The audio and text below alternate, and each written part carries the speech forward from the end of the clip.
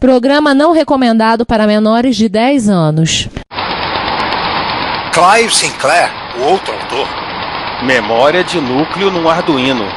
Spectrum Next montado, já tem datas para entrega. Tudo o que você queria saber sobre GreatNet, mas não tinha nenhum podcast para responder. Aqui fala o seu repórter retro, testemunha ocular da velhice do seu PC, com as últimas notícias da agência Retrocomputaria. Bom dia, boa tarde, boa noite, boa madrugada talvez. Bem-vindos ao episódio número 37 do Repórter Retro, nesta mesa de formato de ferradura. Quem tá? Eu, Giovanni Nunes, e quem mais aí? Eu, Juan Carlos Castro. E eu, César Cardoso. E um ou outro intruso que possa estar aparecendo no decorrer dessa gravação, né? É com o qual não nos responsabilizamos. Sim, pelas opiniões expressas de cada um deles. Não nos responsabilizamos nem pelos nossos próprios, que dirá dos outros. Justamente. E começando com o 2018 das efemérides, mais uma vez uma sessão magra, né? Temos apenas uma efeméride de 40 anos sobre um grupo de usuários de Apple II. Pois é, 40 anos do Cal Apple.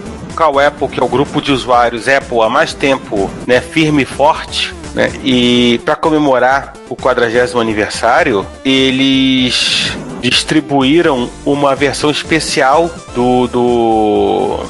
da revista deles, né? Pode te dizer um fanzine.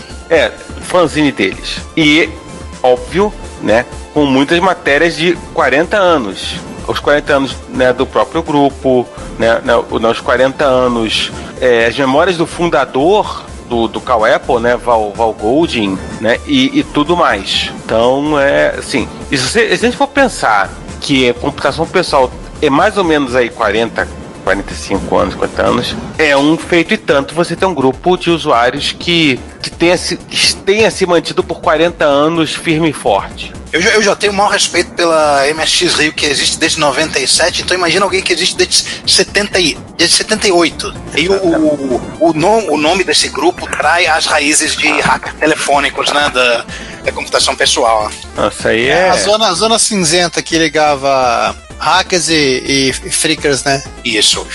E roubistas de eletrônica. Calma que isso ainda vai aparecer já. Na verdade, o nome não é Cal Apple, é Cal APPLE, né? É uma sigla. Exatamente. Para não serem processados. Apple Puget Sound Program Library Exchange. O que é Puget Sound? Será o nome de alguma cidade? Cara, boa pergunta. O que é um Puget Sound? Pode ser uma palavra que eles inventaram, uma palavra que a gente não faz a menor ideia do que significa, porque, sei lá. Tem matéria sobre o plasma. Tem. Versão 1.0. Exatamente. David Schmenck chegou à versão 1.0 do plasma. Tá aí uma coisa que, apesar de ser puramente software e teoricamente de poder existir há 40 anos atrás, não tinha a menor chance, né? A filosofia de máquina virtual e etc. que esse negócio envolve, não. Elas até existiam, né? O Puget Sound é uma universidade. A Universidade de Puget Sound. Explica, né? O meio hacker, ele se criou em universidades. Nessa época ele existia 90% ali mesmo. E muitas piadas. Sim, a sigla da universidade é UPS. Espero que o uniforme não seja marrom escuro e com detalhes em dourado. Bom, então vamos passar para a sessão Hackaday. Começamos a sessão Hackaday com um pedido de desculpas, né? Porque no Repórter Retro passado, nós deixamos passar batido por baixo de nossos narizes um item do concurso do Repairs You Can Print, que o Danjovic deixou pra gente num comentário, que é a recriação de teclas que estavam faltando num MSX. Um MSX1 da Cássio. É que é um MSX muito pequeno. Por isso, ele passou muito discretamente. Porque esse modelo de MSX, explica-se. PV16. O PV16. Ele é um daqueles que tem joystick no teclado. Ou seja, tem teclas que na verdade são botões do joystick. É complicado. Ou seja, ele tem teclas que na verdade são joysticks. Bom, se o nosso. Na verdade, ele é um gamepad que embutiram um computador dentro dele.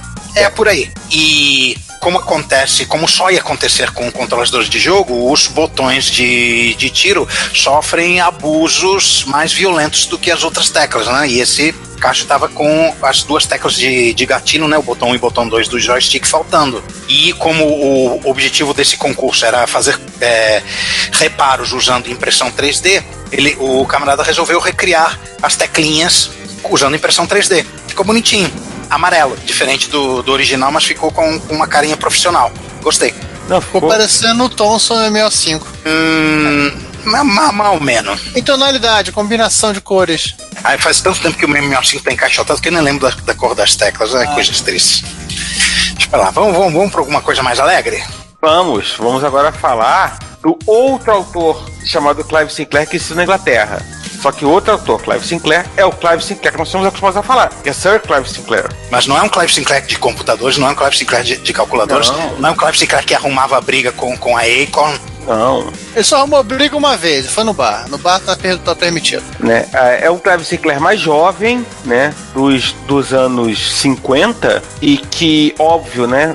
Já estava começando a mexer com eletrônica, já estava começando a pensar em fazer os próprios circuitos e tal, mas tinha um problema de não ter dinheiro. E o que ele fez? E que qualquer engenheiro eletrônico precisando de dinheiro faz? Começa a escrever. Assaltou um trem pagador. Não, esse foi outro inglês. Esse foi o inglês. Isso é mais ou menos picareta do que este inglês em questão, fica a critério do ouvinte decidir, não é nosso.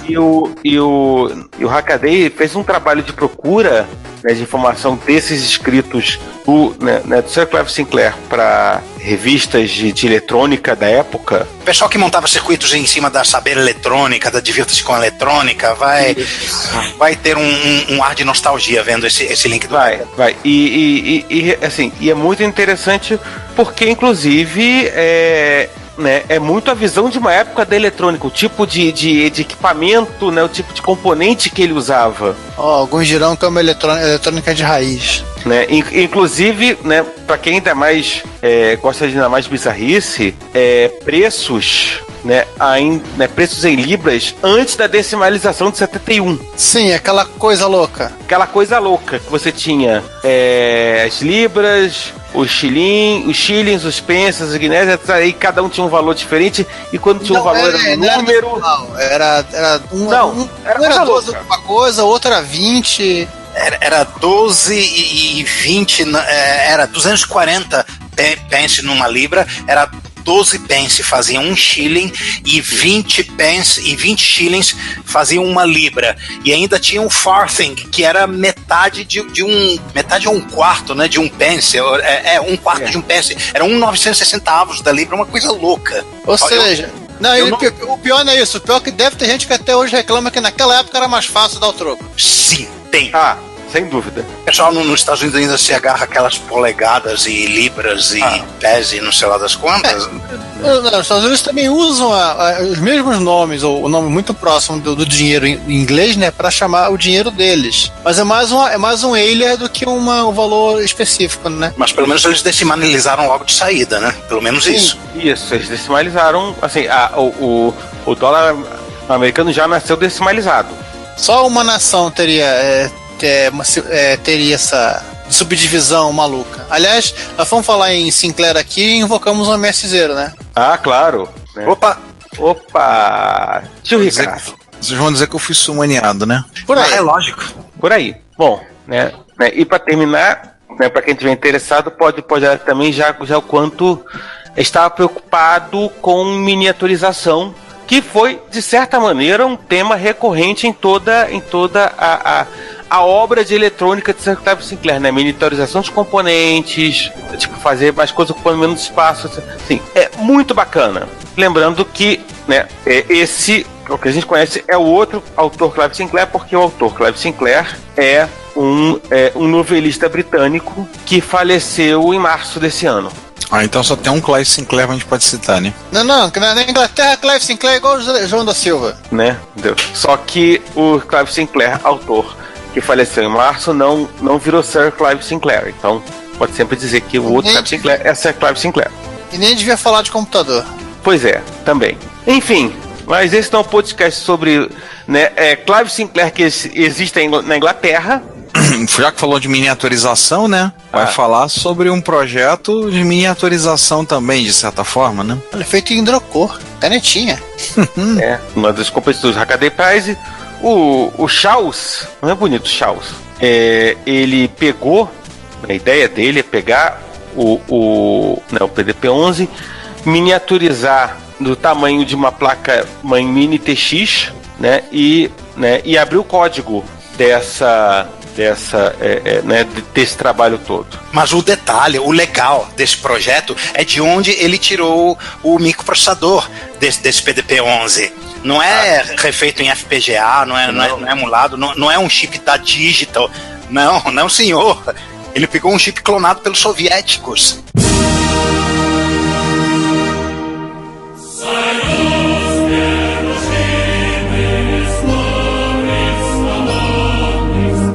Olha. É daqueles que eles usaram no Eletrônica BK e outros. O que faz todo sentido, porque na realidade os soviéticos foram bem mais prolíficos nisso. A DEC também fez, mas os soviéticos foram mais prolíficos em desktops PDP-11. A DEC fez, mas muito depois, né? Sem tanto entusiasmo, sem tanto sucesso, né? E já dentro daquele mundo confuso que a DEC se meteu em algum lugar dos anos 80 quando conseguiu sair. No finalzinho dos anos 80, quando ela... Tentou fazer as Vax Station e por aí, né? Não, tipo, aquelas coisas, tipo DEC Rainbow, DEC Professional, Vax Station, você não tinha a ideia de onde... O que a DEC queria da vida com aquele bando de coisa. Eles estavam andando por aí que nem galinhas decapitadas. Cara, vai lembrar uma coisa assim, eu falei em sala de aula hoje, falei do PDP-11 rapidamente, falei da importância, né? Pra quem não pegou ainda, não ouviu nosso episódio sobre mini computadores. Ou vão para entender a relevância do PDP-11 para a história da computação e até mesmo para a história da humanidade, né? E para a história do videogame também. Eu fiquei surpreso com essa história do chip, que pelo que eles falaram aqui no artigo, você ainda acha estoques do chip em si, não é questão de você catar um Eletrônica BK ferrado e canibalizar o chip dele, não, você ainda acha estoque desses clones do processador da DEC, sim, que nunca foram postos num computador. New Old Stock. É um New Old Stock. É uma situação similar que ocorre com aquele da RCA, né? O Cosmac. Um New Old Stock digníssimo do nome, que realmente é um New Old Stock mesmo. New Old Stockovskaya. É aqueles negócios que você, aquela caixa que nunca foi aberta em 30 anos, que volta e meia tem esses unboxings que a gente adora no Retrocomputaria, né, caralho? Nunca foi aberta em 30 anos, tal. Mas... New Old Glorious People's Old Stock of the Proletariat. Exatamente. Cara, na Rússia Soviética. Né? O chip clona você. Isso, exatamente, né? O chip clona você. Clona você. E... Falando em coisinhas antigas, vamos seguir aí a... Vamos podia passar da vida falando de... A gente só fala de coisinhas antigas, mas uma coisinha antiga que é pequenininha. Coisas legais. Isso é legal. Isso é muito legal. Portátilzinho da Epson. Muito isso, o PX8. A gente falou dele no episódio, acho que a gente mencionou ele no episódio. Foi no episódio de portáteis, eu vou ser honesto pra você, caro ouvinte. Eu não lembro qual o número do episódio, mas a gente fez um episódio de portáteis. Procura aí. Acho que é o 7 mesmo. Eu tive que... Não, a gente teve mais um. A gente teve mais um de portáteis. Não, esse aí especificamente foi falado no 7. Porque eu ouvi esse episódio pra poder fazer a pauta do outro. No tempo que você ainda era o quinto elemento, né? Sim. Então conta aí, César, o que eu... Você é o seguinte, isso é o seguinte, Blake Patterson, que não tá fazendo mais nada na vida, só fica no BBS de retrocomputação. Quase isso, né? Ele volta e meia, pega lá faz a coleção dele e, né, bota pra acessar uma BBS e posta pra dizer, possível. Aliás, inclusive, se vocês puderem tirar um retrocomputador, você pode, né, você tem um TCP/CR com o Raspberry Pi, que é um bom múltiplo, um Raspberry Pi, ou então você tem os modems Wi-Fi, tipo do Paul Rickers e tal. Comprem, vale a pena. Ou montem o seu, vale a pena. E o que acontece, né? O Chris Osborne, conhecido Fostex, que é o CISOP do Level 29, ele tomou a seguinte decisão. Ele usava o Synchronet como software da BBS, que tinha um problema, o Synchronet, que era ele não se dava bem com tela, com telas que não eram de 80 colunas. Não eram telas de 80 ele foi feito para 80 por 24, 80 por 25, né? Ele ia terminar o Isso. Aí o que o Fostex fez? Ele desenvolveu o seu próprio software, né? Ele escreveu para que pudesse funcionar direitinho com micros de 40 colunas, com micros de 22, né, de 22 colunas, como o caso do VIC-20, o caso do GC80, 32 colunas, né? Tecnicamente ele entrou no espírito da época e resolveu fazer o próprio software de BBS.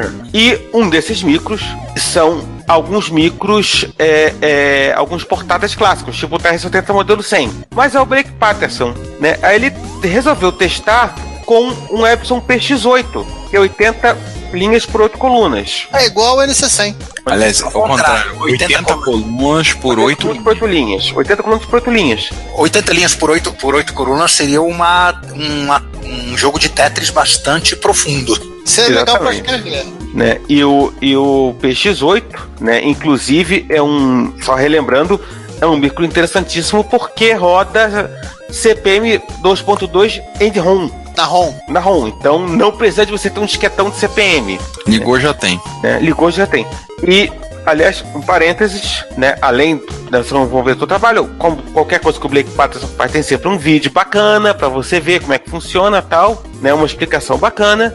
E eu testei com o meu MSX1, 40 colunas Forever, e funcionou bonitinho, né? A coisa ficava meio zoada quando você estava com 40 colunas com o Synchronet, e agora com o software né, que o Fostex desenvolveu, o bichinho tá rodando bonitinho 40 colunas. Então, César, foi aquela imagem que você mandou pra gente no final de semana, né? Foi aquela imagem que vocês receberam, né? E ele né, inclusive naquela imagem ele conta um pouco como ele fez o software, que é uma coisa extremamente engenhosa. Eu fiz questão de tirar aquela foto para isso. Mas enfim, você não tem acesso ao grupo de retrocomputadores, vocês não vão entender. Desculpe. Quem sabe no futuro. Um dia se a gente tiver paciência, a gente monta um grupo de zap. Ou então não, também. Enfim, qualquer coisa, a gente... Continua ouvindo o Repórter Retro, vocês vão se informar. Nós vamos fazer um disco amizade do Retrocomputaria. Não. Temos que ser reto. Não vou. Aliás, Ricardo, já que você tá aí animado, já conta aí a próxima. Interessante na próxima notícia, é que isso aí é pro pessoal que é mais retro do que a gente, né? Entusiastas dos anos, na informática dos anos 50, 60, ou seja, o povo lá pra trás, depois do tempo, ainda antes do tempo do meu pai, você procurar aqueles computadores antigos, tudo. Então tem uma matéria aqui interessante que eu quero mostrando o início da computação no Quênia. Para quem não sabe o que eu tô falando do Quênia, o Quênia é um país africano, né, banhado pelo Oceano Índico, e então tem uma matéria bem interessante mostrando quando começou, né, todo o processo do início da computação no Quênia. Nós já falamos em episódios quando começou na América Latina, os primeiros computadores de grande porte chegaram na América Latina, tudo.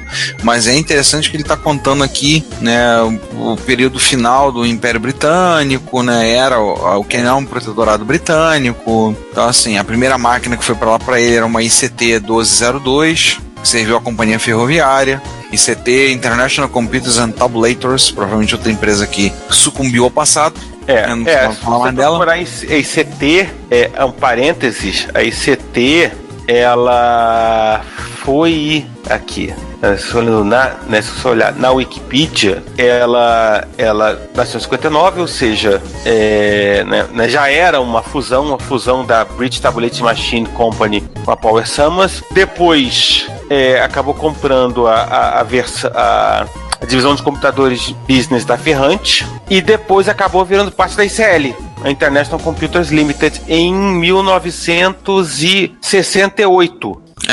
Se fundiu com a English Electric Computers, né, e formou a ICL. A ICL, na verdade, talvez seja até mais conhecida, porque a ICL durou mais tempo e acabou em 2002, na verdade. Então, essa máquina ICT, essa aqui, ela foi colocada em produção em 1960, lá no Quênia. Então, tem, por exemplo, fotos do CPD deles, lá direitinho, montagem lá direitinho, toda a estrutura.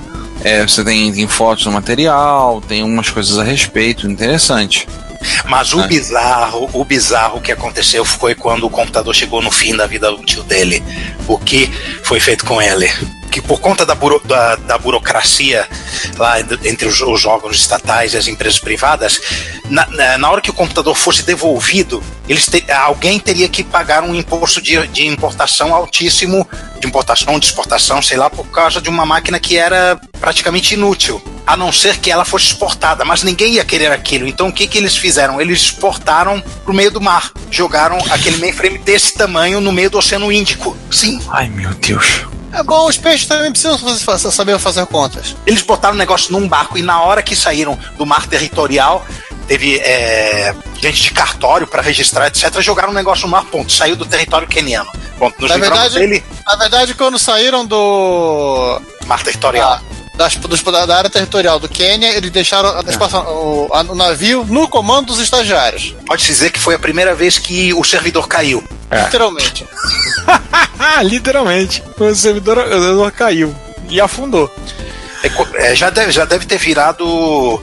Já deve ser parte da mineralização do mar nessa altura. A água salgada corrói isso com uma rapidez que é uma beleza. Deve ter virado um belo coral. E seguindo aí com o Hackaday.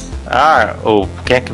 Giovanni, já aproveita aí. Não, vai lá, Juan. Você que está empolgado com isso. Eu achei engraçadíssimo isso, porque o cara fez um shield para um Arduino que tem uma expansão de memória, e essa expansão de memória tem apenas 4 bytes. Mas por que ela só tem isso? Porque é memória de núcleo. Aquelas memórias que se usavam em mainframes nos anos 40 e 50, onde cada bit era uma rodelinha de material magnético com fios passando por dentro na horizontal, vertical, diagonal. Procurem Core Memory, memória de núcleo, para ver do que eu estou falando. Ou simplesmente vão no artigo do Hackaday e vejam essa coisinha, essa cama de gato que tem à esquerda. Isso é memória. Cada um desses pontinhos cinza escuros é um bit. É um bit acontecendo como uma rosquinha magnetizada. E são 32 deles. 32 bits. Eu me pergunto se isso é exposto com memória endereçável mesmo. Deve ser. Dá pra escrever Juan aqui. Dá. E tem um videozinho mostrando como é que funciona a coisa, qual é o princípio. A matriz, a entrada do sinal. Muito mais interessante. Está à venda. Dá pra escrever o nome da minha esposa também, mas tem que usar a ISO 88591, não pode usar o TF8. Com certeza. Vai precisar de mais seria 40 bits. Não, e se você achou legal, você pode comprar o shield de Core Memory. Tá à venda. No Tind. Agora, pra que? Isso chama aquele cachorrinho da necessidade, né? Não é o primeiro shield de Arduino com Core Memory. Apareceu um outro, você procurou no Hackaday em 2011. Tem concorrência? Por que fazer um troço desse? Porque eu posso. Esse é o motivo. Não tem motivo, não precisa de motivo. Motivo é pros fracos. Agora, no final das contas, tá à venda, eu quero comprar onde é que eu compro, tio? Tindler, não é Tinder, é Tindler.com. Tô procurando aqui, tô jogando dinheiro na tela, tô jogando o cartão de crédito na tela e não tá acontecendo nada. Você vai em www.tindler.com e procura lá pela lojinha do carinha que é o Kill Pelage. Você anda no site dele que tem um link lá apontando pro pessoas que estão empolgadas querendo comprar Core Memory. Que esses 4 bytes podem fazer uma diferença para rodar aquele programa que você está querendo, né? Nem fala. Quem tiver 40, pra quem não quiser, $40, hein? Vem direto da Finlândia. Só comprar lá no Tinder, né? O Giovanni tá muito fixado em Tinder aí, né? É porque é que ele abriu uma conta no Tinder esses dias. Sim, eu odeio todas as pessoas. Isso a gente já sabia. Vamos lá falar. Vamos levantar uns defuntos? Vamos! Rise from your grave. Começando com um pequeno artesanato em plástico, isso, né? Num gabinete de um... Ué, mas por que isso é azul? É a subseção do Rise from Your Grave, né? A subseção do Nightfall Crew, o Chad. Provavelmente esse é um gabinete azul, que deve ter sido aqueles gabinetes novos que foram injetados agora de Commodore 64. Quando fez aquela captação no Kickstarter, e aí o pessoal pensou bem, disse assim, não vamos fazer somente dessa cor, vamos fazer de outras cores. Por que o pessoal não vai fazer um Commodore 64 de outras cores? E injetaram, por exemplo, azul. Provavelmente foi isso. Então são uns pinos para fechar o case feito com uma impressora 3D. Ao invés de usar o parafuso? Não ficou muito claro aqui o que aconteceu. Mas tá quebrado aí, ó. Olha só dos lados do... Talvez deva não ter. Provavelmente aconteceu alguma coisa e ele teve que recriar esses pinos de fechamento numa impressora 3D. Aliás, tirando o fato do pino de fechamento, vocês viram essa placa mãe de Commodore 64 que tá azul? Tava ali embaixo. Não, olhem a quantidade de coisas que estão de hacks nessa placa. Nossa senhora, peraí, mas essa placa não é azul. Ela tá cheio de daughterboard aí. Ó, pra começar, ela tem 2 seeds. Pois é, essa placa-mãe, ela realmente foi... Então, assim, ser azul é o menor dos problemas desse Commodore 64. Esse cara aí tá movimentado. Talvez aquela placa nova pra Commodore 64 com... Não, essa aqui é uma placa velha. Placa velha. Ele tem uma outra ROM. Ele tem uma outra ROM por cima da ROM original. Ele tem um botãozinho de... Não, deve ser uma saída de... Deve ser a saída de som estéreo. Ele tem um TTL pendurado no LED de power do Commodore 64. Eu tava me perguntando até agora do que... Peraí, tem um zoom aqui. 74LS04. Não vou me lembrar do que é. Será que é pra piscar? Olha, deve ser pra piscar.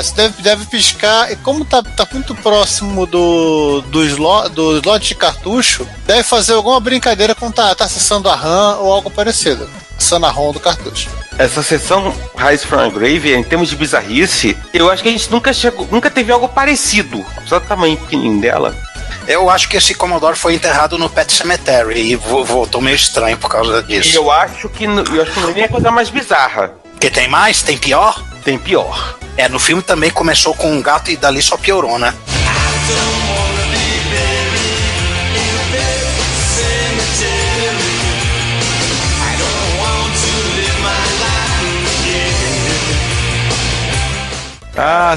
O João tinha que ver esse, cara. O João ia começar a chorar aqui de emoção, lembrado dele. Cara, o João ia começar a chorar. Olha, um CD player de tu. Né? Pra quem não entendeu, é um Laser Active modelo CLD A100 da Pioneer que o Chad pegou pra consertar. Nós estamos falando isso. Estava precisando. Tava. A lista de defeitos era grande. Não, vamos lá. Os cartuchos do módulo... Peraí, pode parar. Isso aí é um player de LD, mas também com Mega Drive? Peraí que a gente vai falar desse cara depois que a gente consertar. A gente explica, você vai ver. A gente explica o que é, né? Que é uma daquelas coisas que só faz sentido na SEGA. Mas tudo bem. Pra quem achava que Terra Drive era estranho, né? Não, vamos lá. Olha os defeitos. Os cartuchos do Genesis. Do módulo do Sega Genesis. Não estava funcionando, mas os jogos em CD não estavam funcionando. Uma das interfaces estava com... Além de estar em curto, estava vazando, tinha capacitor vazando, né? Idem pra fonte de força. Fonte de força.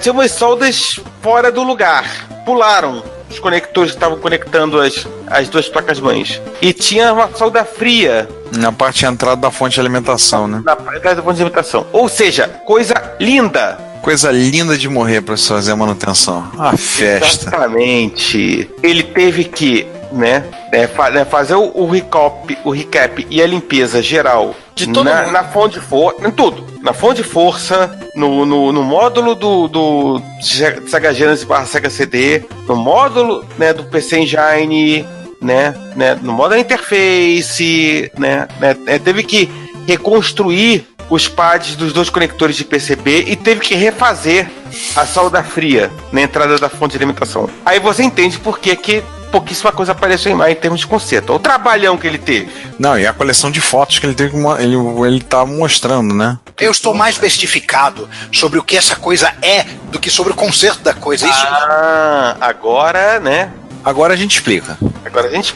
O Laser Active, ele é um misto de um leitor de Laserdisc com ele, mas ele é feito pela Pioneer, ele tem um slot que você coloca você pode, além de ter jogos em Laserdisc, você coloca um módulo nele, pode ser um módulo de PC Engine ou um módulo de Sega Genesis ou Mega Drive, pra quem queira, e aí você pode colocar cartuchos do Mega ou ou alguma coisa do PC Engine e rodar também. Peraí que não é só isso. E usar o CD, né? Sega CD também. Sega CD também. E usar o CD também pra ler. Podia. Ele podia... Não, peraí que não é só isso. Ainda tinha uma interface de karaokê. Tinha que ter karaokê. Uma interface karaokê, naquele, né, você plugava a interface e ele lia os títulos Laser Karaokê NTSC e tinha uma interface para computadores. Você ligava, no caso dessa interface, esse pack tinha uma porta serial de 25 pinos, uma DB25 da NASA, que você ligava num PC ou num Mac e você conseguia controlar o CLD a senha a partir do seu computador desktop. E não só isso, né? Ainda tinha um adaptador para jogos 3D com óculos 3D. Né, com aquele óculos 3D, né?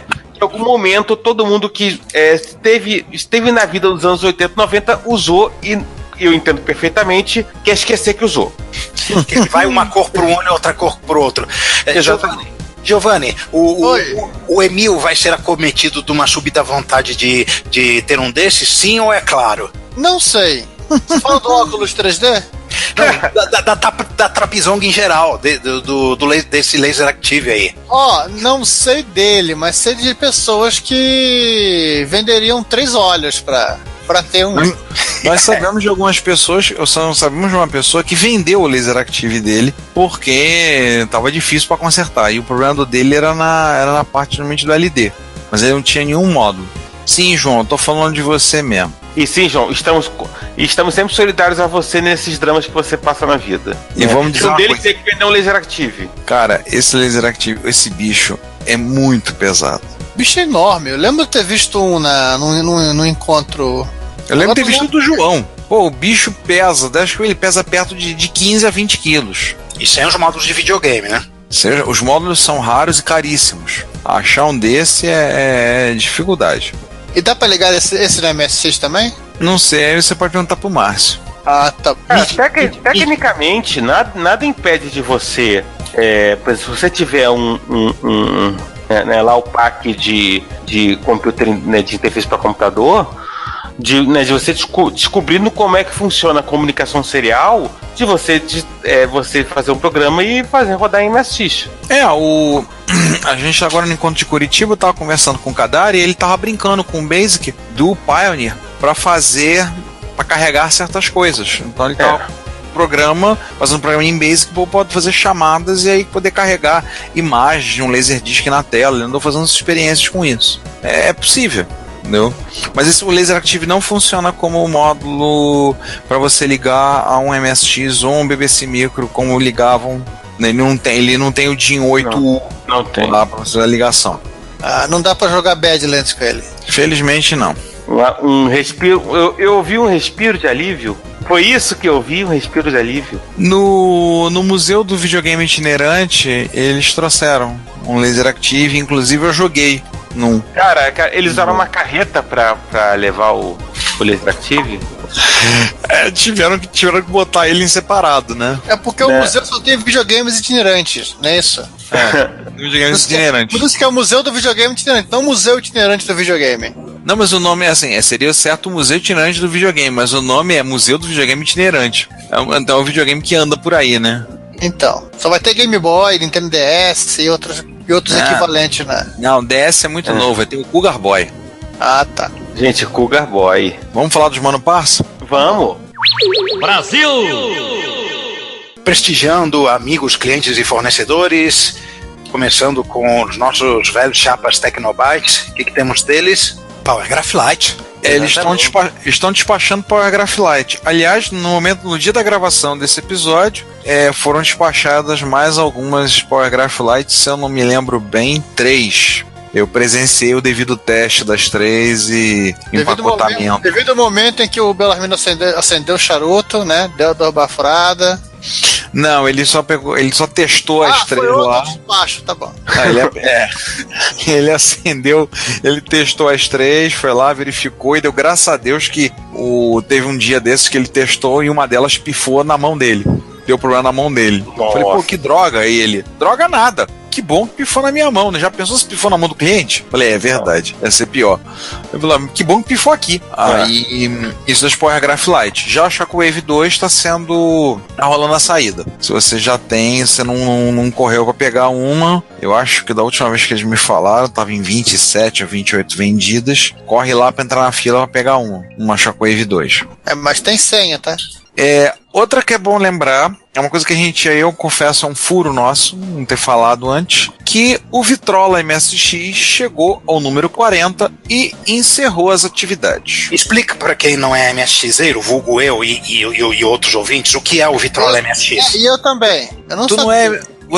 Tu não é MSXeiro o quê, pô? Tu ainda tem a Turbo R, Zé. Me enrola. O Vitrola é o seguinte, o Aleixo Melo começou a pegar e montar um material, fazer coletâneas de trilhas sonoras de jogos de MSX, tá? Fazer coletânea das melhores trilhas sonoras e aí lançar como se fossem discos. Então, o último saiu agora, que ele fez com música usando inclusive da MSX Fan. Ele fez agora lançou agora no Encontro de Curitiba. Então ele pega um material que ele pega, a gente conversou um pouco lá, ele falou, ele é fissurado em trilhas sonoras, principalmente sonoras de games, tudo. Então ele pegava, é bacana pra ver porque assim, tem um trato musical, tem um trato feito, então ele tratou a música pra ficar melhor, pra dar um brilho melhor à música, tudo.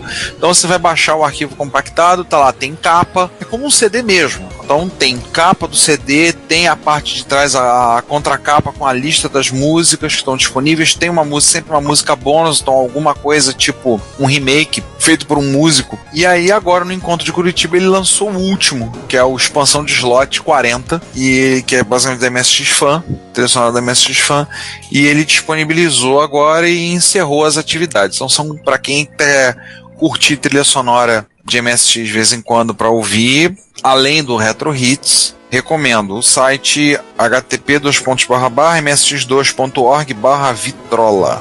É só um arquivo de Insconjar. Ele está... Eu não sei se essas datas são confiáveis. Ele está fazendo isso desde quando? Cara, eu vou te ser bem honesto, eu não sei. Porque quando eu conheci, eu tive contato, ele já estava do meio pro final. Mas tem muita coisa. Mais de 250 jogos, mais 40 volumes, mais de 1000 músicas, mais de 30 horas de música. Eu queria determinar se ele é inspirado ou inspirador do Retro Hits. Não, a gente não... Ele com certeza começou depois. O Retro Hits a gente começou em 2010. Mas assim, é um trabalho um pouco diferente do formato que a gente apresenta pro Retro Hits. Mas eu já peguei alguns pra ouvir. Caraca, muito bom. Muito legal pra ouvir. Assim, depois você ouve e diz assim, pô, já acabou? Tá aí, vou guardar o link para futura referência. Sim, é bem legal, vale a pena. E eu conversei com ele, a gente conversou um bocado em Curitiba, muito legal o trabalho dele, muito bacana. Esse último que ele fez, eu acho que já pode até liberar, se vocês pegarem lá o último Vitrola, ele é um arquivo com senha, tá? Então já, desculpa aí, Aleixo, tô passando a senha, MSX CWB, que esse último ele fez para lançar em Curitiba, pro Encontro de Curitiba. Ele destruiu um flyer para todo mundo lá, e nesse flyer tá lá, além do login, tá a senha para poder descompactar esse último, que é a expansão de slot, que é usando músicas que vieram da revista MSX Fan. Então só você que está ouvindo esse nosso podcast tem a senha. Se você teve no Encontro de Curitiba, ganhou o flyer dele, ou você não tá ouvindo, ouviu, eu acabei de falar a senha, vá lá, baixa, usa, ouça, curta e manda um joinha lá pro Aleixo. Agora, seguindo aí, o que temos? Qual é a novidade? Temos novidade boa no Spectrum Next, finalmente? Né? Porque afinal de contas, depois depois da tempestade vem a bonança. Depois da tempestade vem a ambulância, já dizia Vicente Mateus. Depois da tempestade vem bonança.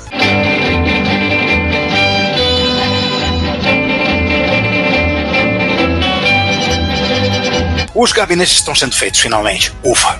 Finalmente, cara. Porque a gente até comentou no Retro Computaria algumas coisas. Até botei um post lá falando sobre algumas coisas relacionadas ao Spectrum Next, uns problemas que eles tiveram, uns acontecimentos aí, né? Mas finalmente os gabinetes estão saindo. E aí, no verão do Hemisfério Norte, eles vão começar a despachar, né? O Truco postou no Facebook umas fotos da produção dos gabinetes. Aliás, hoje, eu vi esses posts dele hoje, no dia em que a gente está fazendo essa gravação. Então, a princípio é para as férias de julho, né? Verão europeu, inverno nosso. Agora, Você vai poder dizer, fazer o unboxing do seu Spectrum Nex enquanto você escuta a música de verão que vai suceder Despacito na sua cabeça, não é isso? Nossa, não. Deus me livre. Quem está botando as manguinhas de fora? Freeze? Ah, Freeze. Como é que é esse negócio aqui na pauta? Freeze on Fire ou MSX? Você tem que ver o vídeo. É realmente pegando fogo? É tudo pro page view? Não. Essa piada que não precisa entrar, mas eu fiz essa piada em cima do vídeo. Vou deixar aqui pra ver depois. Então, assim, vai lembrar, o Fábio, né? Fábio Ricardo Schmidlin, também conhecido popularmente como Freeze, anda a toda, metendo bronca nas coisas relacionadas a MSX, e duas coisas que ele lançou recentemente. Fez a engenharia reversa, documentou o protocolo MSX RID, né, que é o Human Interface. Então ele fez aí, documentou para quem tiver disposição de desenvolvendo hardware, tudo isso aí é útil, principalmente ele fez principalmente por causa do Joytest, né, a ferramenta dele para teste e reconhecimento de joysticks, tablets, trackballs e outras coisas mais. Ou seja, coisas que se ligam na porta de joystick do MSX que não são necessariamente joysticks. Sim. Uma coisa que ele esqueceu de botar na lista é a tal da Acrobat. Não sei se vocês lembram dessa. Esclareça-nos. Acrobat 232 era literalmente uma porta serial para você ligar no sua porta joystick. Literalmente um soft modem. Sim, eu lembro dela. Quando você falou, não tava lembrando, o nome não me era estranho. Agora você falou, tô lembrando. Que ideia maneira, adorei isso. Ligar um modem na porta de joystick. Tem doido pra tudo nesse mundo. Tem. Se você prestar atenção, você pode usar aquelas portas como uma porta de uso geral, né? Sim, ela tem entrada e saída, dá pra fazer. E ainda na mesma porta a gente tem engenharia reversa de um outro protocolo para leitura analógica, né? De pulse width modulation. É com pulse width modulation, sim. Então ele mostra como funciona, então passa explicações para quem quiser desenvolver. Se você estiver disposto a desenvolver algum dispositivo analógico que possa usar esse protocolo, um pad ou alguma outra coisa do tipo, tá lá, ele tem o documento, tá lá todo explicadinho, como você fazer, bem escrito por sinal, com bastante informação. Bem joinha. Algo que pode servir de subsídio para fabricantes de hardware, né? Sim. O Fábio tem tido uma preocupação muito grande em tratar sempre com seguir o máximo padrão, de incentivar o pessoal a programar segundo é o padrão, fazer uso de BIOS e coisa do tipo, né? Se há padrão, eu não sou contra. Isso aí são os europeus. MSXeiros europeus. Porque afinal de contas, os brasileiros não suelen programar segundo o padrão. O padrão que está em minha cabeça. Exatamente. O padrão o padrão é meu e eu faço do jeito que eu quiser. Exatamente. É que nem a culpa do Homer, né? A culpa é minha, eu boto em quem eu quiser. Exatamente isso. Olha que maravilha. E aí essa é uma que eu acrescentei agora recentemente na pauta. Um ouvinte nosso, Humberto, mandou um comentário pra gente na sessão Fale Conosco, e ele sugeriu para quem quisesse ver, eu achava que era interessante. Ele fez o script para 2 proxies, para você colocar que funcionam como proxy, para você rodar em um micro intermediário, para que você consiga, através de um micro retro, você consiga acessar páginas HTML mais recentes. Então ele fez um proxy que ele renderiza a página tirando toda a parte TLS, ou seja, tirando o HTTPS. Como ele disse, isso aí funciona bem com micros não tão retos. Então ele sugeriu que ele tem feito experiências usando um iMac G3. Não é tão reto quanto que a gente trabalha, mas é interessante. E ele fez um outro que transforma tudo para HTML simples. Esse pode também, de certa forma, ser interessante pensando para pessoas que vão querer, de alguma forma, navegar usando um micro clássico. Então, está disponível, os 2 estão no GitHub, os 2 projetos. Um, inclusive, foi chamado de o Mac Proxy, que ele fez, a gente vai usar nesse Mac dele. E o outro é o RetroProxy. Tá? Então, fica aí, dá um pulinho lá no GitHub, dá uma olhada, que é um negócio interessante. Você poder rodar isso aí usando uma máquina, um PC, um Raspberry Pi, o que for, como intermediário. E aí facilitaria, no caso, o processo de renderização da página.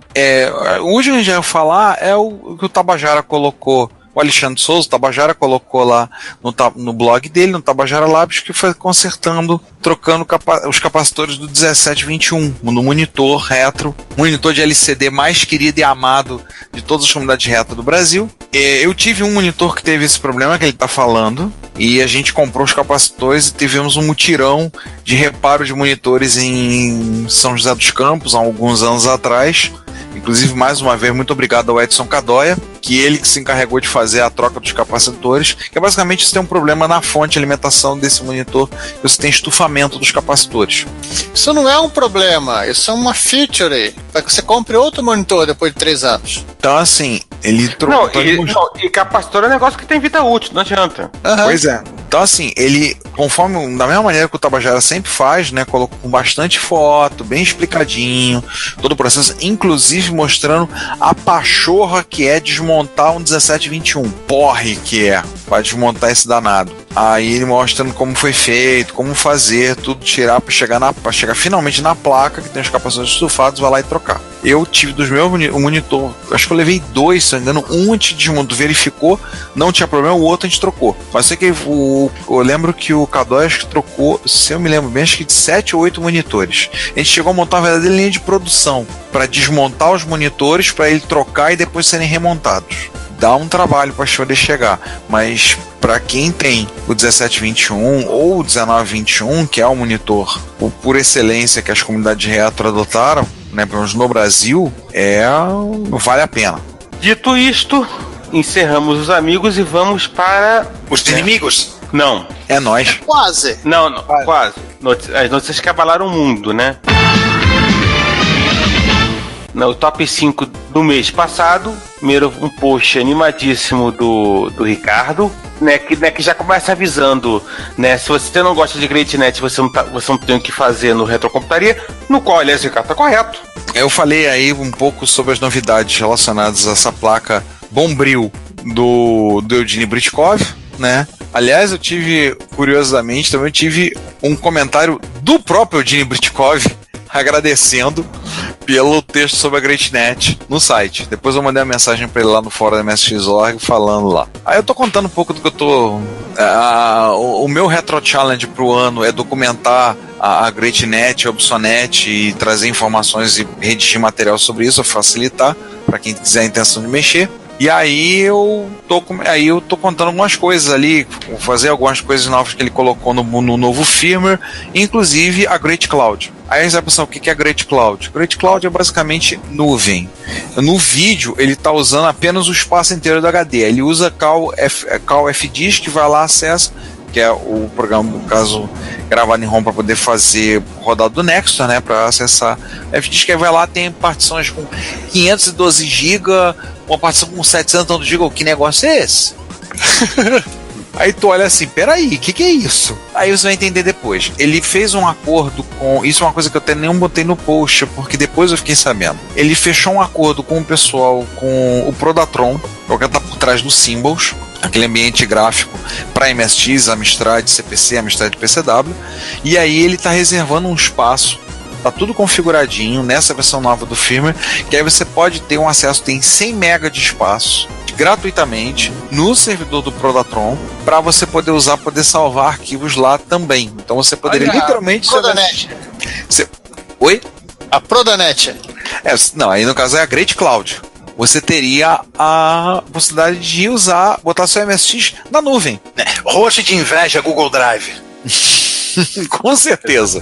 E ele inclusive vai ver eles disse que depois vão divulgar como vai ser para você, que se você quiser montar a sua própria nuvem da Great Cloud, como você fazer. Isso eu não verifiquei ainda se ele já divulgou, já liberou, mas ele já atualizou o manual com as informações, ou seja, o manual que já era grande, tá maior ainda, 212 páginas da última vez que eu olhei. Qualquer dia ele vai fazer um cartucho só com o manual do GR8net. O cartucho acho que não, mas caramba, cara, é grande. Ele demonstrou um jogo que ele fez, um joguinho de cartas em rede, que eu não identifiquei como é que é o jogo, acho que é um jogo mais russo, uma Durak. É o truco dos russos, no mínimo. Deve ser uma parada dessa, deve valer vodka, coisa do tipo.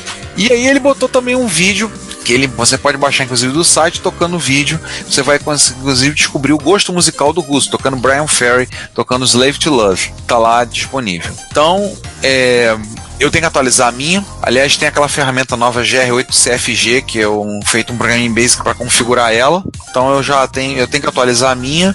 E aí foi uma surpresa para mim para encontrar um comentário do Eugene Britkov no Retrocomputaria. E ele contando a questão que na verdade é um volume de 100 MB, mas você pode particionar do jeito que você quiser. E aí ele falou, se tiver qualquer dúvida, fique à vontade para perguntar. No Facebook? Né? Não, ele responde na MSX.org, no fórum da MSX.org. Eu já andei fazendo perguntas a ele e ele, vou te contar, ele é até bem rápido para responder. E aí você rapidamente identifica ele lá. Né? O avatar dele é o Doc Brown. Bem legal, assim. Eu falo que a GreatNet, como você sabe, é a interface bombril, porque ele só não botou a pia do banheiro, porque a pia da cozinha já estava lá dentro ocupando um bocado de espaço. Tem de tudo ali dentro. Ela é cara pra chuchu, mas eu vou te contar, compensa para quem tiver interesse. Vamos continuar nas melhorias, vamos falar do episódio 2? Vamos. Episódio 2? Nemesis 3, também conhecido como episódio 2. Ah, sim. Eu fiz um post há um tempo atrás listando patches para melhorar jogos da Konami. Então eu fiz lá e, inclusive, eu me dei o trabalho um dia desses de começar a aplicar esses patches nas ROMs. E aí eu descobri que tem o Vampire Killer, acho que é o jogo que tem mais patches. Eu encontrei uns 4 patches diferentes pro Vampire Killer. E saiu um patch agora pro Nemesis 3, episódio 2, que aqui entre nós, pra mim, é o meu Nemesis favorito. E vou dizer pra vocês, ficou bonito, ficou maneiro, tá? Ficou bem legal. Já saiu o patch, já tá disponível, então ele já botou, então ele colocou scroll fino, os gráficos estão melhorados, as rotinas de turbo do Free estão disponíveis, então se você botar no micro mais rápido, funciona sem problema. Colocou as vozes digitalizadas, se você tiver de botar 2 SCC, ou se tiver uma GreatNet, usa ela para emular o segundo SCC.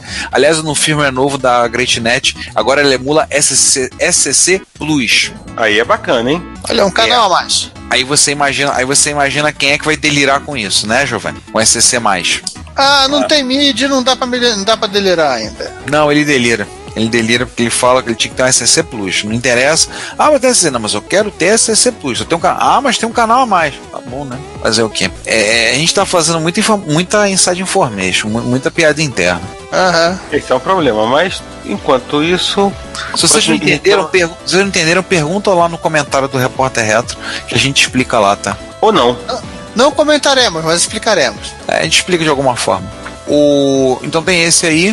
Então, eu vi o vídeo, ficou bonitão, ficou lindão. E voltando a falar do Spectrum Next, tivemos um post sobre isso. Nós falamos da Bonança e esse post é sobre a Tempestade. Sim. A gente falou da questão dos atrasos, né? Os atrasos que aconteceram.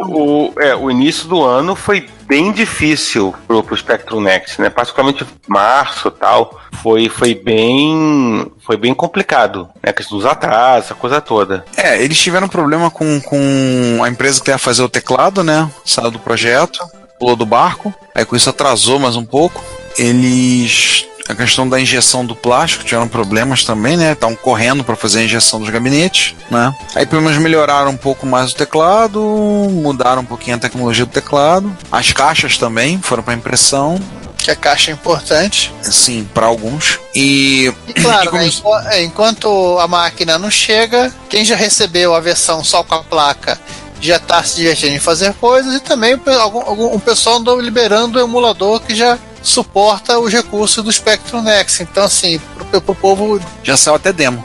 Seguir o desenvolvimento das coisas mais diversas que estão rolando para essa máquina. Acho que a cada 15 dias o Vitor Truco posta ele posta no Retrocomputaria do Facebook alguma coisa nova do Spectrum Next, de matéria de software. E além disso, tem um grupo dedicado ao Spectrum Next.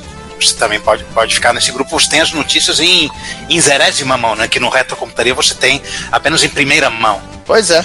E você tem também agora, como a gente até comentou, tem uma revista impressa do Spectrum Next, né? A Spectro, em português de Portugal, ao par. Então tá saindo aí, tem mais coisa pipocando. Aí tem jogo já pipocando pro Spectrum Next. A coisa se aproveitando das características específicas. Tá andando as coisas. Legal. Agora eu perguntar, Giovanni, você participou? Explica aí esse concurso do programinha em Basic. Vamos lá, o Basic Tenliner Contest é um evento organizado, agora não lembro o nome do grupo alemão que organiza o evento, ele já rola há alguns anos, ele tem categorias específicas e é aberto, assim, é liberado para qualquer plataforma de computador clássico, desde que, claro, o programa seja em Basic. Tem 3 quesitos lá, um de programa de 10 linhas com 80 caracteres 40 caracteres no máximo, tem um de 80 bytes, que é esse, né? E tem, assim, no que eu participei foi o Extreme 256, que é, assim, é o máximo que dá pra fazer, né? São no máximo 10 linhas com 256 caracteres. E tem uma versão, um freestyle lá que você parece que não concorre, mas é apenas demonstração. Mas teve um cara de Amiga que participou. Foram 22 programas para Commodore 64, 17 para micros da Atari, 9 para Amstrad, Tandy MC10, Coco, VIC-20, saiu até para Atari 2600. Sim, gente, aquele módulo de Basic lá que você explicava, aquele tecladinho botar na Atari 2600 pro CS. Excelente, que você era mais um teste de paciência do que de programação. É uma desgraça aquele negócio. Cara, aquele Basic era excelente. Assim, eu acho que excelente é pouco para aquele Basic. Aquele é excelente no Vale do Eco. Ele tem que melhorar muito ficar lento. Acho que ele só foi feito para fazer os donos de ZX81 se sentirem melhor. E assim, houveram 3 entradas de MSX, uma delas foi escrita por esse cidadão que falou há pouco. Está aqui, oi! Ele aí, que tá aqui do lado. Falar nisso, Giovanni, eu andei jogando um joguinho de Atari 2600 que tem mó cara de jogos feitos num contest deles, sabe qual? O Communist Mutant from Space, conhece? Eu conheço só de título. Gente, é tipo meio Galagazinho, meio Fênix, meio Galaxian. Ele é bem simplesinho. Pega um Stella, pega um pack de ROMs que você carrega ele rapidinho, vê como ele é bem simplesinho e bem divertido de jogar. Pergunta idiota, é um Galaga que vem descendo, em vez de ser insetos, são foices e martelos? O jogo em si não tem nada que lembre qualquer coisa Rússia comunista, mas resolveram dar como nome a esse jogo Comunistas Mutantes do Espaço Sideral. Assim, porque podiam, só por causa disso. Porque era legal. Era Reagan, tempo de Reagan, Guerra Fria, etc. Ameaça Vermelha, aquele troço todo, então... Um bait, né? Uhum. Um name baiting básico aí, né, pra vocês ficarem felizes. É por aí. Mas fica a sugestão aí, Giovanni. Pega esse jogo e dá uma olhadinha nele. Vou dar uma olhada. E só pra matar a curiosidade, pra responder aquela pergunta que não foi perguntada, das 17 entradas do Extreme 256, eu fiquei na 11ª colocação. Olha, a melhor colocação do jogo de MSX. Tá bom, só tiveram 2 jogos de MSX aqui. Pô, mas tá bom. Mais uma colocação chegava na zona de pontos. Pois é. Exatamente, né? Entrava na zona de pontuação. Bom, Ricardo, o próximo aí que é mais um filho seu. Tem uma cara de Quinta do Pitaco. Isso aí numa quinta ou não? Saiu no domingo. Tá. Mas vocês viram a imagem que eu botei que eu consegui colocar pra ilustrar? Tô pensando em fazer isso em casa pra arrumar meus micros. Gostei. Eu vi. Essa coleção é a do cara que tem um Dragon MSX, não é? Sim. Não sei. Inclusive acho que ele tá na foto. Mas essa solução de colocar, se você tem né, se você tem espaço para isso na tua parede, a solução dele é ótima. Eu ando pensando nisso, eu gostei dessa ideia. Isso aí foi o seguinte.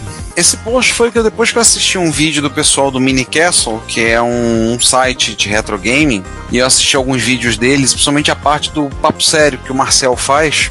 Ele traz um pouco de, digamos assim, ele traz o pessoal o pé no chão, colocar os pés no chão. São vídeos longos, bem detalhados, bem explicados, muito bem feitos, falando com bastante calma, apresentando. Aí eu coloquei, né, eu falei que eu vou dizer que é um papo tangencial, porque é comum. Você é matemático. Oi? E você é matemático. Tudo bem, eu sou matemático, realmente. É a derivada do papo. Bem lembrado, é a derivada do papo. E ontem foi o dia da matemática, Dia Nacional da Matemática e o Dia do Matemático, tá? acabei de datar a gravação.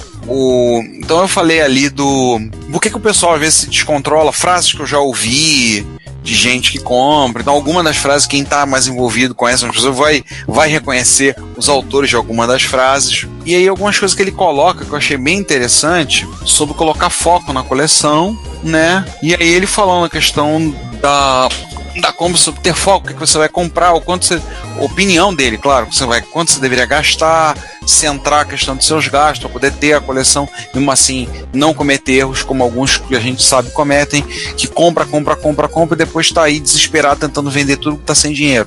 E aí Compra. Pois é, né? Agora fica no vende, por favor, pelo amor de Deus, compra de mim. E o outro vídeo, ele fala também sobre, o segundo vídeo, ele fala sobre a questão dos jogos, que é interessante para análise, quando a pessoa vai comprar, para entender como é que está o estado do jogo. E as classificações. A coisa é muito mais complicada do que eu imaginava. Loose, boxed, inbox, refurbished, minted, né, os termos usados e as coisas da forma como é que estão colocados. Steve Jobs. Então, também. Mas ele não cita o Steve Jobs como exemplo. Mas, tipo, como avaliar se o cara tá vendendo o jogo? Uma das coisas que ele fala, por exemplo, como você pegar um jogo, avaliar, o cara diz, tá vendendo, nunca foi aberto. Aí você vai lá olhar, pede para ver as fotos e você vai ver exatamente se realmente o cara não pegou aquele jogo, abriu e plastificou e tá tentando te enganar ou não. Nunca foi aberto. Foto do jogo do console funcionando. Não, mas tem gente que faz, ele mostra a forma como é que é o padrão de ser embalado. Não são vídeos curtos, tá? Cada um tem mais de 45 minutos. Então, por isso que eu botei num domingo pra você ver no final de semana, tá? Inclusive o nosso chapa, o Sérgio Vladsalskis, mandou uma sugestão, comentou, né? Ele até falou, né? Joga literalmente na sua cara que você não quer escutar, mas tem que passar por isso. É igual injeção em farmácia. E ele sugere mais um vídeo, né? Para ser visto, do pessoal da Warp Zone. E ele sugere mais um vídeo do caso do Rafael da Warp Zone comentando a respeito disso, assim. É interessante, né? Essa questão de foco, ter foco na coleção, essas coisas assim. Para não passar por situações, como eu já ouvi alguns dizendo, se eu olhasse para minha conta bancária, eu não tinha saído do meu primeiro mico. É aquela história, né? Particularmente coisas que envolvem coleção e desejo e tal. Assim, tem coisas que envolvem paixão, desejo. Não é paixão, tem um certo nível de racionalidade. Se você olhar racionalmente, ninguém coleciona nada. A não ser, talvez, numa situação provavelmente de mercados de coleção já estabilizados, né, já bem maduros, e que você consegue comprar. Mas se você dá a sorte de comprar na baixa para vender na alta, mas aí é investimento de longo prazo. Esses mercados não são mercados de computadores. Aí você está falando de mercado de numismática, você está falando de filatelia. Não, mas não é o mercado de computadores clássicos. Os computadores clássicos têm ainda uma questão que vai ter por tempo. Computadores clássicos não chegaram nessa categoria ainda, mas não. Quem sabe? Olha, eu acho que não vão chegar por mais 20 ou 40 anos. Acho que não vão chegar, não. A gente está falando disso pra vocês entenderem a questão do mercado, essa questão.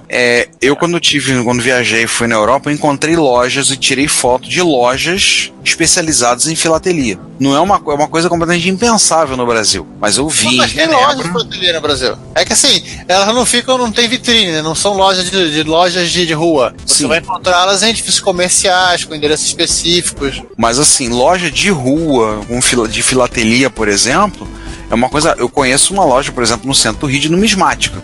Mas o cara não vende não trabalha somente com notas e cédulas e moedas. O cara trabalha também com CDs, DVDs usados, essas coisas assim. Ele tem um trecho lá que ele também trata coisas para numismática. Mas um pouco também isso, acho que o mercado de micros clássicos vai chegar lá, vai demorar para chegar ao ponto de estabilização que é o mercado de carros, né? Pessoal de peças, tudo para carros antigos, carros clássicos, para não falar assim, né?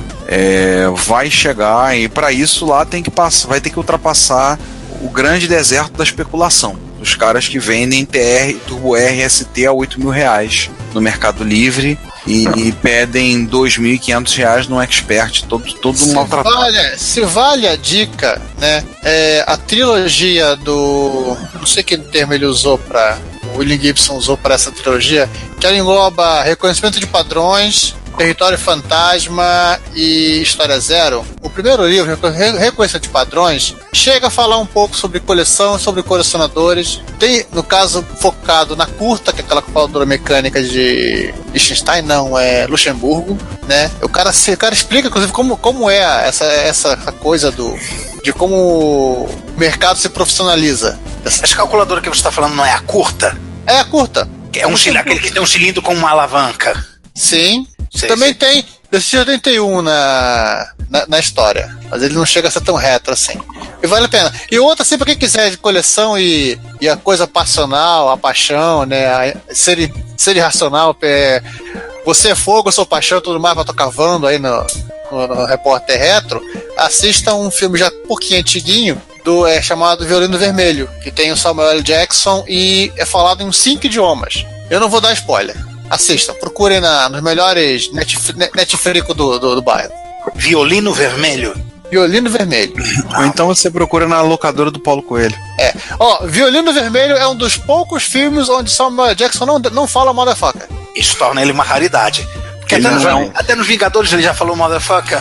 É óbvio que não vai ser a última vez que a gente vai falar disso, de coleção, computadores e coleção e tudo mais.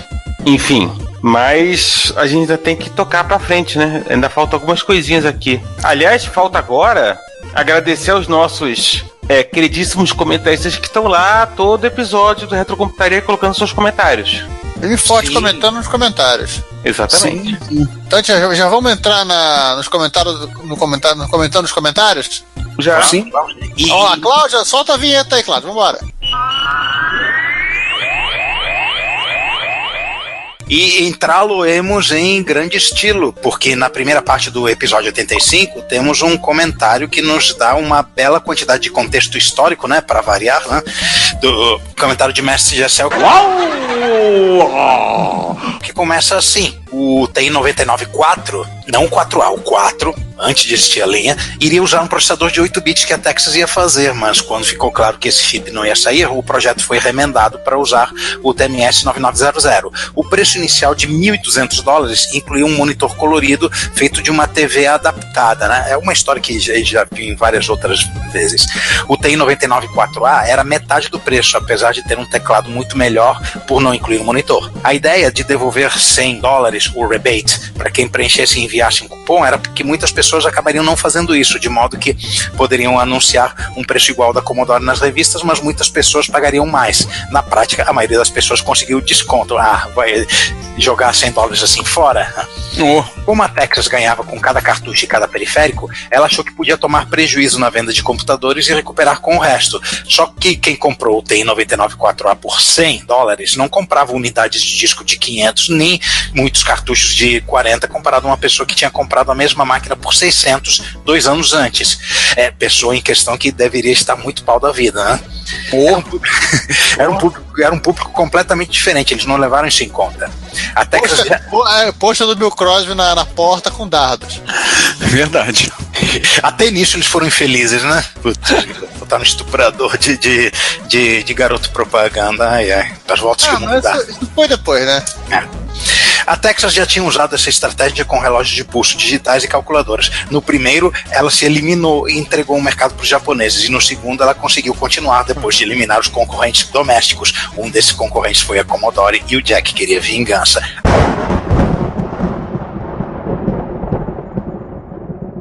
Numa outra promoção da Texas, ela aceitava qualquer micro antigo e pagava $100 por ele na compra do TI 99.4A. As pessoas mais espertas procuravam velhos Timex nos classificados, sendo vendidos por $5, e compravam para participar da promoção. A Texas ficou preocupada com a aparente popularidade do clone do ZX81 e gastou um dinheirão desenvolvendo o TI 99.2 para concorrer com ele. Só que este e o TI 99.8, que era uma versão melhorada do 4A, não chegou a ser lançado antes da Texas se retirar do mercado de micros. Ou seja, ela foi trollada 2 vezes. Isso. Só lambança. No low-end e no high-end. E na parte A temos única e exclusivamente isso. Na parte B... Na parte B temos o comentário do Sérgio, dizendo: ótimo episódio, pessoal, de tanto vocês falarem do Tremel, eu já decorei as burradas que ele fez. Acho que tá burrada, acho que a Commodore bateu o recorde de burrada. A Commodore fez mais burrada depois dele. Mas também as outras empresas como a Atari fizeram tanta cagada que dá até medo de lembrar. Verdade. Pena que não foram bem estruturados como uma Nintendo, por exemplo, que está até hoje lançando seus consoles, tropeçando, mas indo em frente. A Nintendo tem até uma parceria forte com a Yakuza. Uma parceria forte com a Yakuza que ajuda a controlar a concorrência.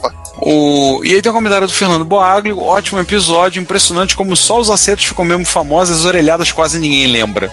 Minha história é contada pelos vencedores, né, Fernando? Porque aquela história, Microsoft Bob, câmera digital da Apple, CD Player, né? Acho que era o Power CD. Foi. Apple Newton conta? O Newton só foi razoavelmente bem sucedido. O problema é que se você comparar com, sei lá, o Pippin, por exemplo. O Newton foi um sucessão se comparar com o Pippin. O Newton foi um sucesso até o momento que 2 engenheiros da Apple chegaram lá e falaram: olha, podemos fazer um Newton mais barato. O que vocês acham? Não, péssima ideia. Tá bom. Aí os caras saíram e fizeram um tal de Pilot. Pois é, abriram a Palm.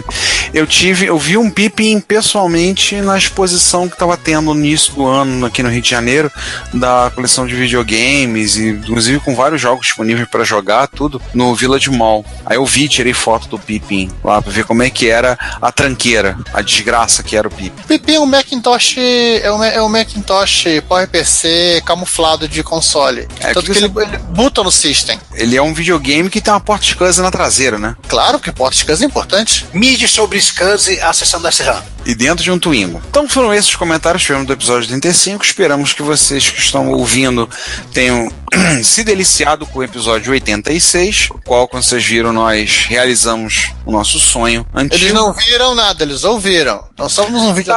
Não, eles já devem ter visto lá no YouTube também. Não deixa de ser chato. Foram lá no YouTube ver. E o que a gente andou fazendo aí? Giovanni, conta aí um pouco do que você andou fazendo. Eu acho que a única coisa que você falar... Eu ia dizer que eu participei do Fala Séries sobre Star Trek Discovery, não sei se eu já falei. Já falei? De novo. Já falei isso? Já? Então dane-se, então corta. Fala você o que você fez. Tá bom, vou falar assim. Pra quem não conhece, existe um software muito divertido chamado A-Clock, de ASCII Clock, que é um programa que basicamente transforma o seu computador num relógio de parede. ASCII. A grande sacada dele, assim, a ideia do autor original é que ele roda na maior quantidade possível de plataformas. Atualmente ele já roda em mais de 250 arquiteturas de rádio diferentes, entre máquinas Unix, Workstation, Mainframe, acho que relógio telefone VoIP e por aí vai. Console, tem a lista no site. Eu fiquei namorando esse troço, aliás, a versão de referência dele é escrita em AUK. Pra quem acha que AUK é só pra fazer Search Replace. Ai. Eu namorei esse programa durante um tempo e pensei como fazer uma versão para MSX. Eu pensei em fazer em Assembly, eu pensei em várias maneiras. Até um belo dia que eu me empolguei e usando a versão do Spectrum, que roda no CPM Plus, eu compilei ela feita por Retaxena, eu compilei ela pro SDCC, em cima de uma série de bibliotecas já desenvolvidas para esse compilador, e ele parcialmente funcionou. Já que ele parcialmente funcionou, vamos tentar fazer com que ele funcione de verdade, né? Então, assim, tá no meu blog, eu postei uma quantidade de coisas que eu andei fazendo, até porque, explicando por que eu não usei MSC, né? Eu usei MSC e todos os truques que eu usei para melhorar a velocidade e ainda assim manter uma certa compatibilidade com o MSX. Tanto que eu fiz um programa que, se é para trabalhar em ASCII, ele tem que trabalhar em todos os modos de texto disponíveis no MSX-DOS, seja tanto os que são ASCII de verdade quanto os chips GIS. Então, o programa funciona, inclusive, se você tiver um Turbo R com Kanji-ROM habilitada. E tem os truques aqui que eu usei, muita coisa interessante está no código. Eu me diverti finalmente entendendo como funciona ponteiro em C. Eu criei uma biblioteca em C para acessar a função de relógio da MSX e por aí vai. Bom, só uma pergunta. Então você aprendeu que a lição mais importante de ponteiro em C é que ponteiro em C não é bumerangue, né? Se você jogar, ele não volta. Não, nem um pouco. Falando nisso, Giovanni, você já falou com os caras lá, já declarou a eles que você portou, já mostrou pra eles? Eu botei um comentário pro Temox, é que ele tá falando assim, eu tô um tanto ocupado no momento, assim que eu tiver liberado eu vejo teu código pra... Já tem um pull request pronto. Ele tá pedindo pra ver quando alguém vai portar pra rodar no Fusix e no Uzix. Olha. Tá na lista dos desejáveis. Caraca, que é um porte pro Aztec C. Meu Deus do céu, quanto tempo eu não ouço falar disso. A coisa mais legal dessa empreitada aqui foi que as rotinas do espanhol, do Avelino, todas elas simplesmente enviavam coisas pra acessar a BIOS. Não tinha nenhuma... E a única rotina que tinha um retorno era um troço tão simples que assim, era quase intuitivo como ele era recuperado o valor. Mas como eu usaria a rotina do CPM para pedir a hora e ler isso, eu não fazia a menor ideia de como fazer, não tinha exemplo. Então eu literalmente me senti um hacker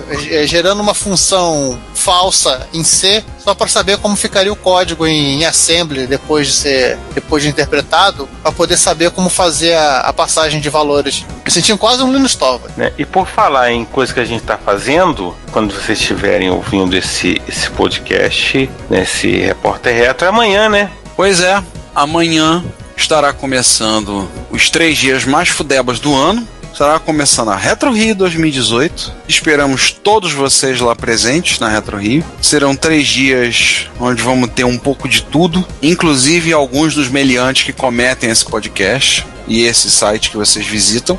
Esse site bonitinho, cheiroso, legal e retro sem perder a ternura. A Retro Rio vai ser então dias 31 de maio, dia 1º, dia 2 de junho, quinta, sexta e sábado do feriadão de Corpus Christi. Local é Centro de Arte Municipal Calouste Gulbenkian, Rua Benedito Hipólito, 125, na Praça 11, no horário das 10 horas da manhã até as 18 horas a princípio. Mas se você chegar lá um pouco antes das 10, tá bem-vindo também, tá? A gente vai estar montando coisa, arrumando, tá bem chegado. Ajuda para montar a mesa é sempre bom. Se você vai levar algum micro para expor, por favor, corre e coloca o seu nome lá, preenche o formulário. Bom, poder ter uma noção você já devia ter feito isso, né? Pois é, você já devia ter feito isso. Porque a gente vai...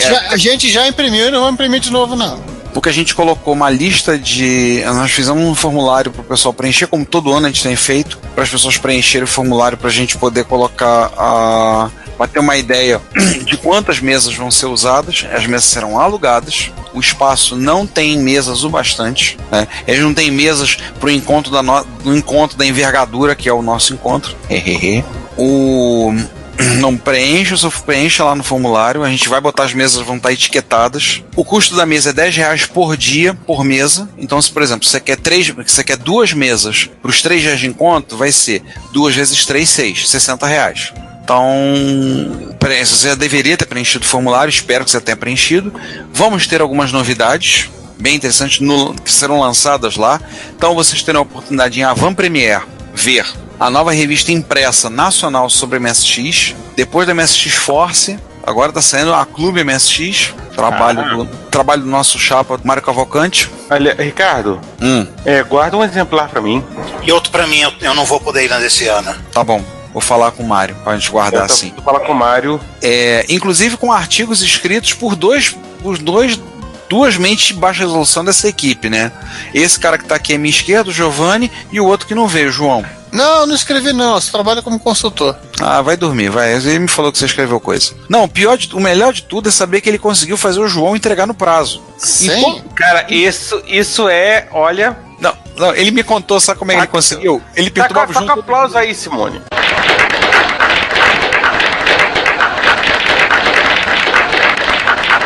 Sabe como é que ele conseguiu? Ele perguntava o João pela matéria todo dia. Funcionou. Não. Ele ameaçou colocar outro Twingo na calçada dele. Também. Ele perseguiu ele com 1541. Aí, assim, vai ter o lançamento da Clube MSX lá. Ele também vai estar levando algumas edições da Spectrum, a revista do Spectrum Next. Então ele vai estar levando algumas lá também para vender. O Gustavo Ribarcic, que é uma pessoa ativa na comunidade retro, ele tá fazendo um programinha, vai levar um joguinho para demonstrar lá que ele tá fazendo para Retro Rio. A Tecnobyte deverá, se possível, estar levando o protótipo da Shockwave 2 para mostrar. além de material para vender, a gente vai estar levando também camisas, cordões, material do grupo Retrocomputaria, do grupo MSX, terá lá disponível para você, para vender, para quem quiser comprar. E afinal das contas a gente precisa também da ajuda de vocês. Então, por favor, pessoal, estejam lá prestigiando. A gente vai tentar ter a maior quantidade de computadores diferentes possível, tá? Uma grande variedade de máquinas. Participem, curtam, esperamos que vocês gostem, venham lá receber, venham lá curtir o evento. A gente está focando forte na divulgação. O Mário está nos dando uma ajuda, o Mário Cavalcante, né? Que além de editor da Clube MSX, tá mantendo um canal retro também muito bom, por sinal, ele é jornalista, ele tá ajudando a gente pesado na divulgação. Então é isso. Esperamos vocês amanhã lá no Caluche. Ou se não puderem amanhã, vão na sexta. Se não puderem na sexta, vão no sábado. Vai nos 3 dias, a entrada é de graça. Tem lugar para almoçar ali perto. A gente se vê lá. Aliás, só voltando no papo lá de colecionismo, o próprio Kalushi Galbecken também era um colecionador de arte, mas um colecionador. Sim. Mas ele era um ajuntador de arte, essa é a grande verdade, ele mesmo se assumia. Tanto que depois ele doou a coleção dele, né? Sim, doou pro governo português, que montou um pequeno e simpático museu em algum ponto de Lisboa. Bem, então é isso. Vocês têm já notícia se o João vai também se apresentar aquele grupo cover de Locomia que os amigos dele estão montando? Não, esperamos firmemente que não. Eu tenho esperança que não. Você não propaganda um negócio desse, não queremos esvaziar o evento, pelo amor de Deus. Não, isso aí não. Bom, a gente tá aqui, quer dizer, encerrando não, né? Esse Repórter Retro, né? Ele é dedicado a Rick Dickinson, né? Que nos deixou recentemente. Rick Dickinson, para quem não se lembra, além de ter sido o desenho industrial favorito de Sir Clive Sinclair e dos Spectrum, né, de Sir Clive Sinclair, ele também desenhou os Spectrum Next. Nós vamos encerrar esse Repórter Retro, né, cada um vai se despedir, nós vamos deixar um minuto de silêncio, né, em homenagem a Rick Dickinson, né, e que ele continua desenhando muitos micros clássicos, né, do outro lado aí, agora do muro. Gente, bom dia, boa tarde, boa noite, até a próxima. Tchau, gente, obrigado por nos escutarem mais uma vez, aquele abraço. É isso aí, povo. Até mais. Nos vemos na Retro Rio e nos vemos também, nos ouvimos, nos falamos no próximo episódio. Gente, até mais e até daqui a pouco na Retro Rio.